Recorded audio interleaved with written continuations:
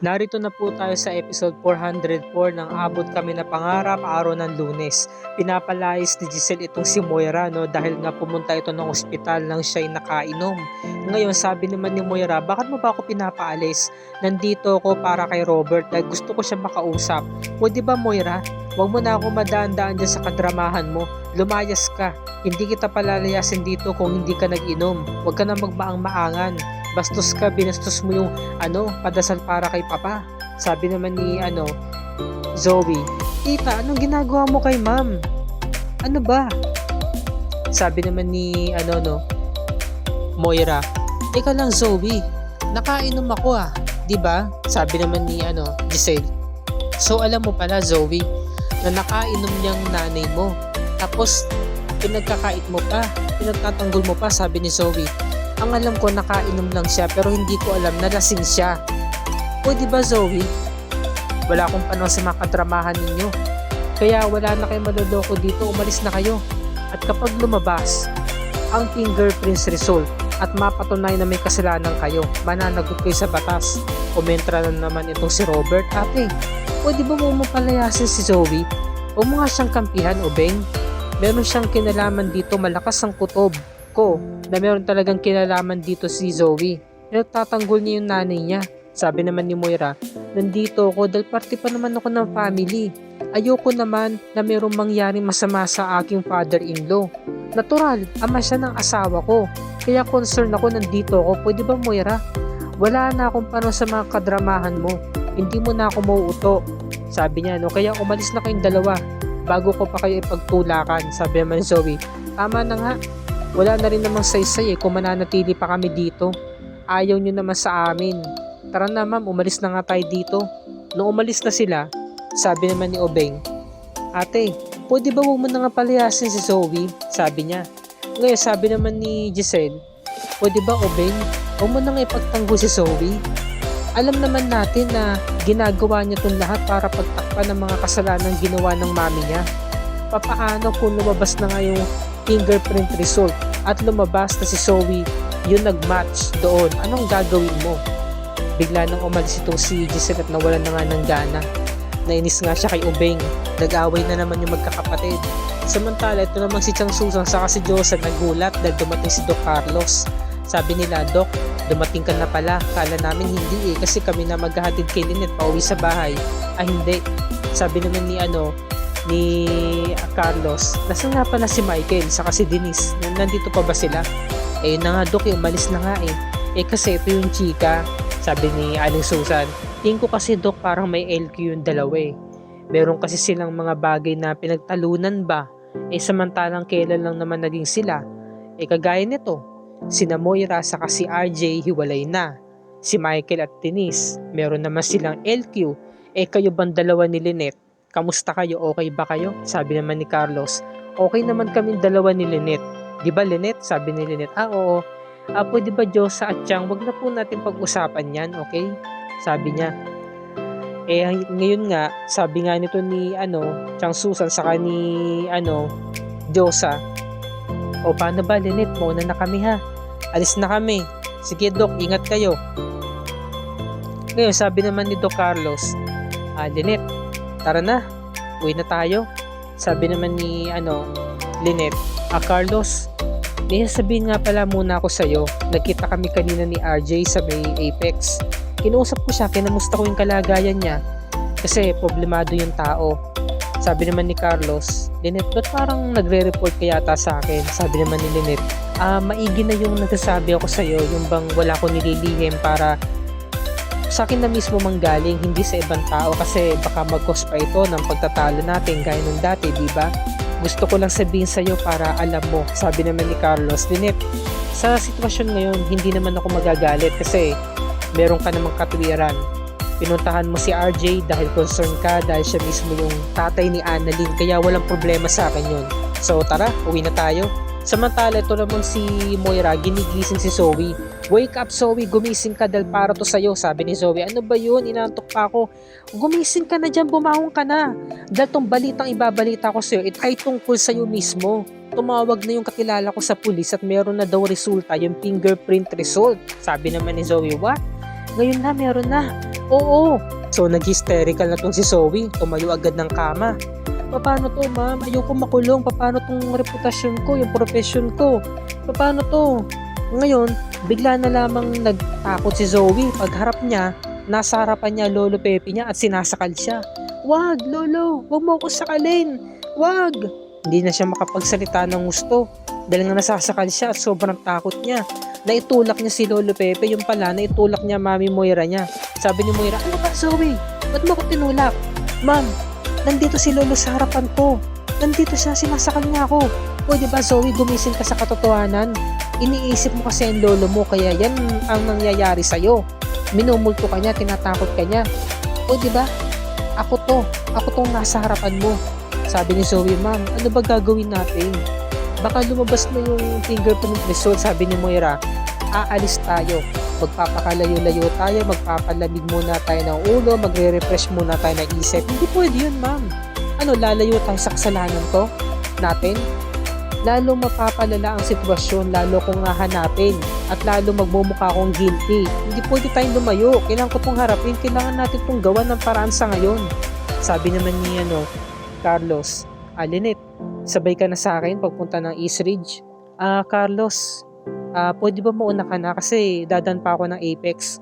Sa Apex? Di ba galing ka na doon kagabi?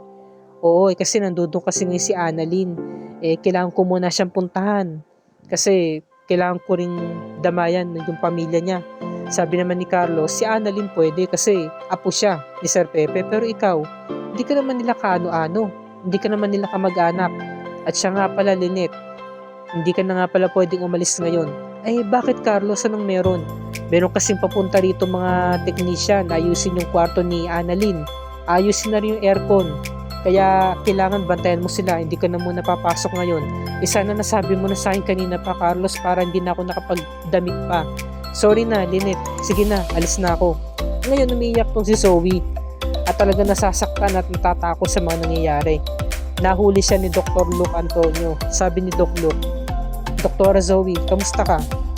Okay ka lang ba? O tamo, umiiyak ka. Anong problema? Alam ko may problema ka. O sabi ka sa akin.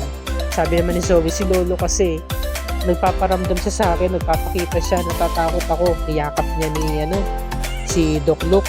Ngayon si Doc Luke naman nagtanong, siguro merong reason kung ba't siya nagpapakita o nagpaparamdam sa'yo kasi meron siyang gustong sabihin. Alam mo Zoe, kung meron ka mang kasalanan sa kanya kasi alam ko yun dahil nagtalo kayo nung kailan lang. Hindi naging maganda yung relasyon niya ni Sir Pepe. Siguro pagkakataon to para makipagkita ka sa kanya para sabihin mo, humingi ka ng tawad kung merong mang kasalanan ko na nagawa at magpasalamat ka at sabihin mo yung mga gusto mong sabihin sa kanya. Ngayon, ito namang sa mga lalaki, dumating na. Sabi naman ni Lynette, magpapalagay sana ako ng lamp dito sa may kitchen na rin. Sabi na ng dalawang lalaki, maganda po yung bahay niyo, ma'am. Maganda po ito kapag nalagyan nga po ng lamp. Bagay na bagay po sa inyo. Maganda po kasi kayo Para po kayong si Snow White. Ngayon, kumbaga na-triggered si Lynette doon sa salitang Snow White. Naalala niya yung isang lalaki na kaibigan nga ni Dax na tinawag siyang Snow White. Natakot si Lynette, sabi niya, umalis na kayo, pwede ba? Meron kasi akong pupuntahan Sige na, please lang umalis na kayo. Natakot yung dalawang lalaki. Nataka sila. Napagtaasan pa nga sila ng boss ni Lynette. Sabi niya, sige na, umalis na kayo. Babayaran naman kayo ng asawa ko Siya na bahala sa inyo. Samantala, si Doc Lindon saka si Annalyn magkasama. Sabi naman ni Doc Lindon, sigurado ka ba talaga na may kinalaman dito si Zoe? Kahit na masama ang loob ninyo sa isa't isa? Sabi naman ni Annalyn, sa akin imposible kasi kapatid ko pa rin naman siya. Naiintindihan ko na mabuti pa rin siyang tao at naunawaan niya si Lolo Pepe. Mahal niya yun Sabi naman ni Doc Lindon, si Ma'am Moira, ayun talaga. Talagang walang imposible kay Ma'am Moira. Nagawa nga niya saktan si nanay si Lolo pa kaya. Bilang dumating si Lynette, o nay, ito po pala. Sabi po ni Doc Carlos, wala ka raw pong pasok. Ba't ka po nandito? Sabi naman ni Lynette, kasi natatakot ako anak dumating na yung mga magagawa sa kwarto mo. Naalala ko kasi yung mga taong pinasok yung bahay namin kaya nagka-trauma na ako. Kaya mas pinili ko na lang pumunta rito sa East Ridge. Mapapakiusapan ko naman ng Daddy Carlos mo Ganun po ba, Nay? Gusto niyo po ba sumama na kayo sa akin pumunta ng Apex? Total, hindi naman po kayo papasok. Hindi na anak. Okay na ako dito. Sige na, mauna na kayo. Ah, pasok na ako sa opisina ko ha. Puntahan ko muna si Carlos. Sige na. Excuse, sabi niya. Ngayon nakita ni Annalyn si RJ, sabi niya, Tay, anak, ito po, almusal o kape. Sigurado po ba kayo? Yan lang po ba yung almusal nyo? Anak, okay na ako dito. Nakatulog po ba kayo na maayos? Medyo, nakatulog naman ako kahit paano, ilang oras lang, sabi niya. Ngayon, sabi naman ni RJ, anak, may gagawin ka ba mamaya? Bakit po tay? Wala naman po. Pwede bang samahan mo ako sa pulis? Kasi ang tita Giselle mo, umuwi muna ng Cebu at inasikaso yung business namin doon. So, madedelayed siya ng uwi. So, pwede ba makasama kita? Kasi ngayong araw na to mismo mailalabas yung result ng fingerprints para malaman natin. Sabi naman ni Annalyn, Tay, matanong lang kita, malakas po ba yung kutob mo na may kinalaman dito si Zoe? Sabi naman ni RJ, sana wala. Sana nagkakamali lang ako. Sana hindi yun talaga nagawa ni Zoe para sa lolo mo. No? Hoping talaga si RJ. Samantala, itong si Moira pumunta ng East Ridge at nasa rooftop siya o parang balkonahe ng hospital. Nakipagkita siya kay Carlos, tinext niya para kumprontahin. Sabi ni Carlos, Moira, anong ginagawa mo dito? Bakit nakipagkita ka sa akin ng patago? Hindi ka dapat pumunta dito, baka mahuli tayo.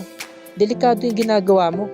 Nandito lang naman ako, Carlos, para merong alamin sa'yo. Meron lang naman ako itatanong. Ano ba yun, ha? Meron ka bang ginawa kay Lolo Pepe? Meron ka bang kinalaman sa pagka-comatose niya? O di ba, Moira, diretsahin mo na lang ako. Wala akong panahon sa mga pakulo mo, sa mga kadramahan mo. Ano, Carlos? Kasi pinagsususpetsahan ka raw ni Giselle. Nakarating sa akin ng balita na meron kang kinalaman sa pagka-comatose ni Tanda. Sabi naman ni Carlos, Moira, doktor ako. Professional ako. Hindi ko pwedeng gawin yon na maging kriminal. Dahil maapektuhan yung kredibilidad ko at mawawalan din ako ng trabaho. Maaaring mawalan din ako ng lisensya. Kaya kung maaari lang, huwag kang magtanong sa akin ng ganyan. Dahil wala akong kinalaman, wala akong ginagawang masama Sir Pepe. Ngayon kung wala kang magandang nasabihin, buti pa umuwi ka na. Umalis na si Doc Carlo. So, ewan ko mga kapuso kung merong nakikinig o merong nakakakita sa kanilang dalawa kasi pinapakita yung pintuan ng salamin eh. Ngayon, ito naman si Dr. Antonio saka si Zoe. Sinamahan nga si Zoe sa kwarto nga ni Lolo Pepe. So, sabi naman ni Zoe, hindi ko kaya, baka nandyan si Tita Giselle, palayasin ako. Zoe, kailangan mo tong harapin. Kailangan mong harapin ang takot mo. Kailangan mong labanan ang depression mo para ma-cure. Diba? Para mawala yung takot mo. Nandito lang ako para gabayan ka, para samahan ka. Huwag kang mag-alala, kasamahan kita sa loob. So, sabi naman ni Zoe, maraming salamat, look, talagang nakahingi siya ng comfort, 'di ba? Kay Dr. Antonio. Hanggang sa pumasok na nga sila sa loob ng kwarto ni Lolo Pepe. At talagang napapayak na nga tong si Zoe at pinagbabayaran yung mga kasalanan ginawa niya. Sabi niya sa isipan niya, Lo, sana po mapatawad mo pa ako sa mga kasalanan na gawa ko habang hawak-hawak yung kamay ni Lolo Pepe. Nagulat na lamang siya dahil bigla itong gumalaw at hinawakan yung kamay niya na mahigpit. Yun pala, nagkamalay na si Lolo Pepe. Naku, yari na. No? Kung magkamalay ma si Lolo Pepe, ang tanong, nakakapagsalita ba ito? Meron ba itong alaala? O nabura din katulad nung kay RJ? Yan ang pakatutukan natin bukas mga kapuso. At bukas, araw ng Martes, episode 406, lumabas na nga ang resulta ng fingerprint matching. At iisa lamang daw ang may kinalaman sa krimeng ito dahil isang tao lang daw yung nag-match sa may medical supplies. Ang tanong, kanino kaya ito? Yan ang pakatutukan natin bukas mga kapuso. At kung bago ka pa lamang sa akin channel, kung maaari makahingi ako sa'yo ng munting subscribe at i-click mo na rin ng bell icon para lagi ka updated sa mga episodes ng Abot Kami na Pangarap and other GMA shows tulad nito. Merry Christmas mga kapuso, maraming salamat po sa inyong panonood and God bless us all.